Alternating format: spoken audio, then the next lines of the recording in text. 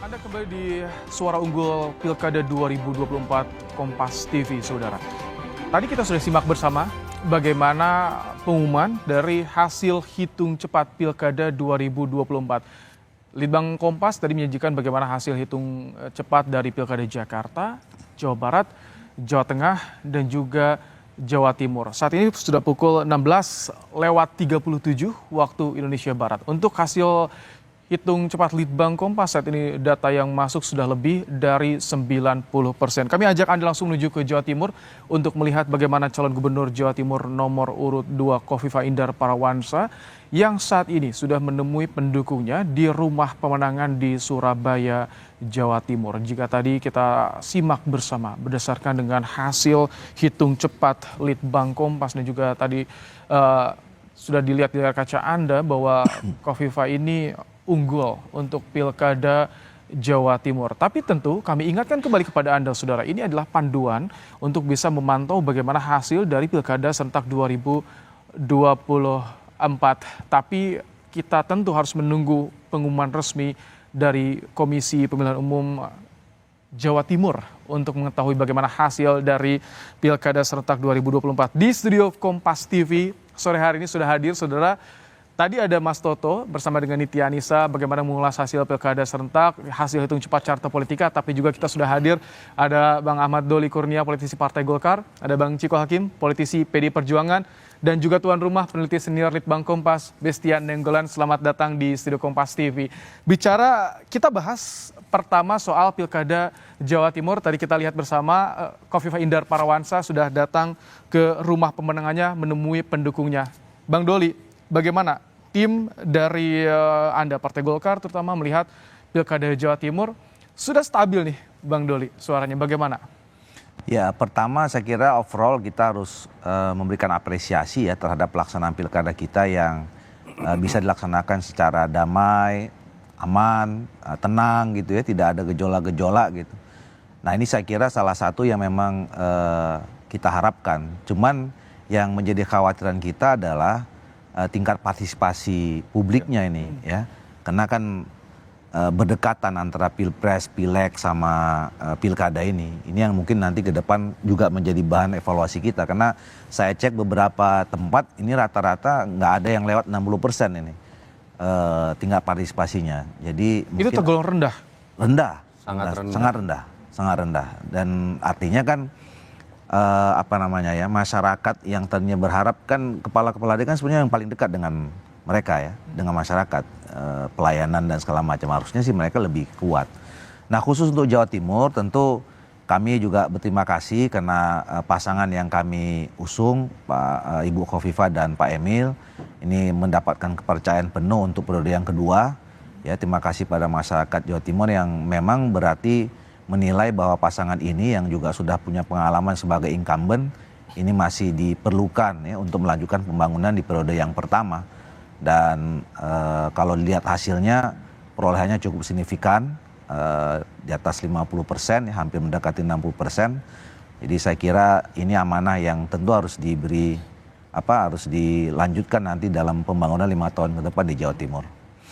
Baik, Bang Ciko, kalau Anda melihat ini Pilkada Jawa Timur, ini Sri Kandi yang bertarung, dan hasilnya saat ini jika versi hitung cepat quick count nih sudah terlihat stabil. Ini hanya panduan, tapi tentu kita menunggu resmi dari KPU. Bagaimana tanggapan dari tim PDIP? Betul, memang sejak awal kan diprediksi oleh banyak orang, pengamat, baik itu partai politik atau masyarakat awam, memang Bu Khofifah ini kan cukup kuat di sana.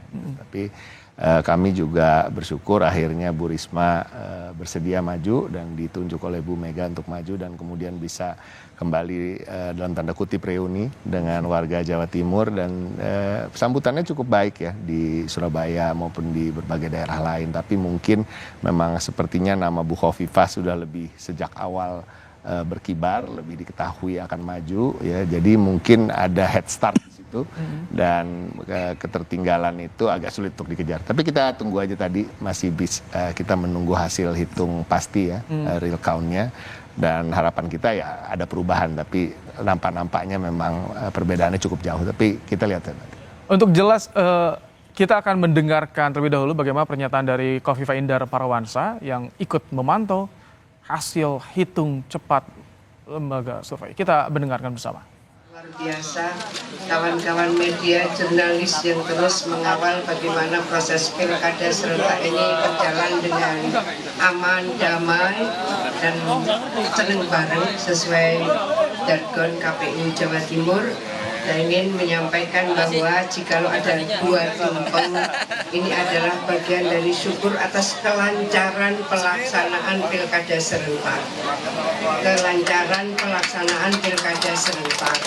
Tentu kepada semua pihak, khususnya relawan, tidak ada euforia dalam proses penghitungan quick count hari ini. Kita semua masih akan menunggu proses penghitungan real count.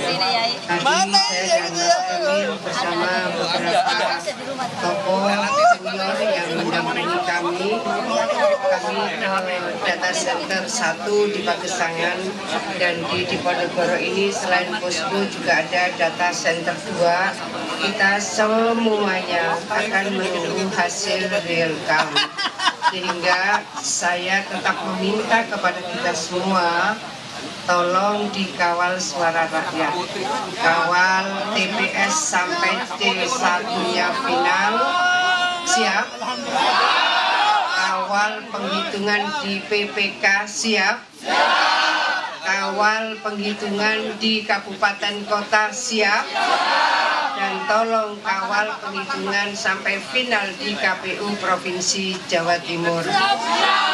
Apa yang sudah kita lihat dari hasil quick count adalah bagian dari kerja keras panjenengan semua yang patut kita syukuri bersama, tapi bahwa jangan ada euforia dan harus tetap dikawal suara rakyat melalui pengumpulan C1 final, PPK final, KPU Kabupaten Kota final, KPU Provinsi final. Kepada semua yang rawuh, terima kasih. Partai pengusung relawan, terima kasih. Dan terkhusus kepada guru saya, Bu Nyai Masro Wahid, adalah guru SMA saya di Khadijah, dan beliau menggerakkan dengan luar biasa. Riyadho ikhtiar dohiran wabatinan, matur nuwun Bu Nyai Masro Wahid, dan semua relawan yang luar biasa. Panjenengan semua menjadi bagian dari penguatan pada proses pilkada serentak hari ini. Pengen memiliki kesabaran, kekuatan yang luar biasa, sehingga kita bisa menjaga proses pilkada serentak ini berjalan aman, kondusif. Dan tentu kita berharap proses akhirnya nanti juga akan terus berjalan dengan baik dan membawa Jawa Timur makin berkemajuan dan terus bisa mencapai prestasi terbaiknya, mewujudkan gerbang baru Nusantara. Terima kasih. Dan selanjutnya Mas Emil dan Mbak Arumi. Mbak Arumi ini luar biasa.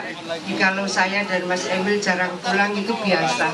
Tapi Mbak Arumi pun ini kegiatannya tidak kalah padatnya dengan kami sebagai paslon. Matur nuwun, monggo Mas Emil dan Mbak Arumi. Assalamualaikum warahmatullahi wabarakatuh. Assalamualaikum warahmatullahi wabarakatuh. Altim, Selamat sore. nggak ada belum.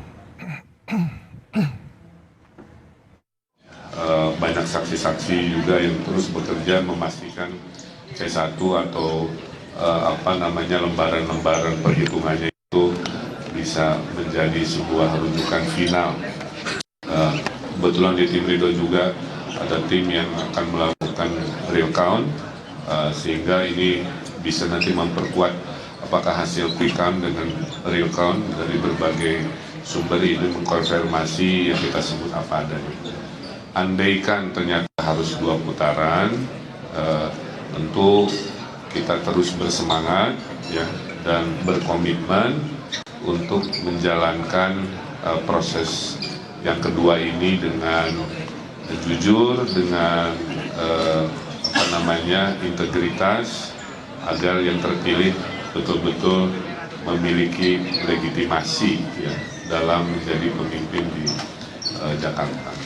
Kami juga sudah menerima masukan-masukan dan terus menerima masukan-masukan terkait apakah strategi masih ada yang kurang, apakah lain sebagainya, karena memang dinamika pilkada ini luar biasa, khususnya Jakarta yang menjadi pusat perhatian se-Indonesia sebegitu rupa, sehingga nanti tentu akan jadi sebuah kontemplasi dan strategi terkait apa yang akan kita lakukan. Nah, pada warga Jakarta tentunya tetaplah menunggu sampai keputusan resminya, kalau nggak salah 16 sampai 18 Desember.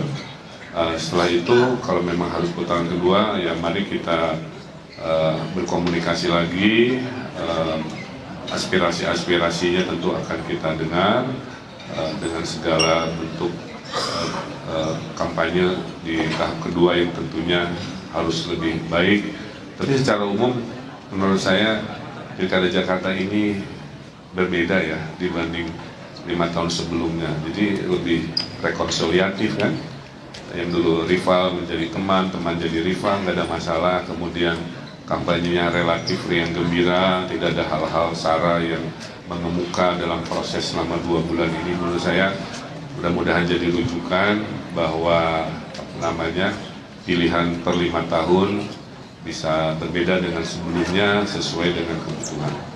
Nah, kita fokus juga menghadapi masalah-masalah Jakarta ke depan yang tentunya tidak mudah ya dengan segala tantangan-tantangannya. Mudah-mudahan warga Jakarta tetap semangat karena saya yakin siapapun yang terpilih itu orang-orang baik, niatnya juga baik, programnya juga baik-baik ya, tinggal masalah tentunya takdirnya kepada siapa.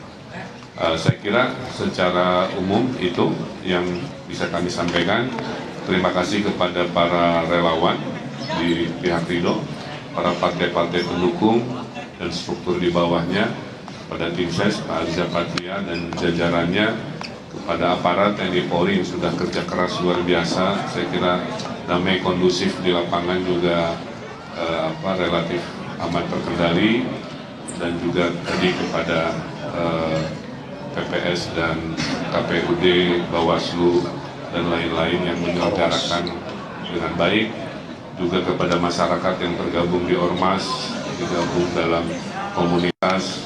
Mari terus kita tunggu hasil akhirnya, dan juga saya haturkan terima kasih rekan-rekan media yang sudah menyertai, bisa melihat suka dukanya. Beginilah ya demokrasi kita, dan di mana-mana dalam kontestasi siap menang harus siap kalah.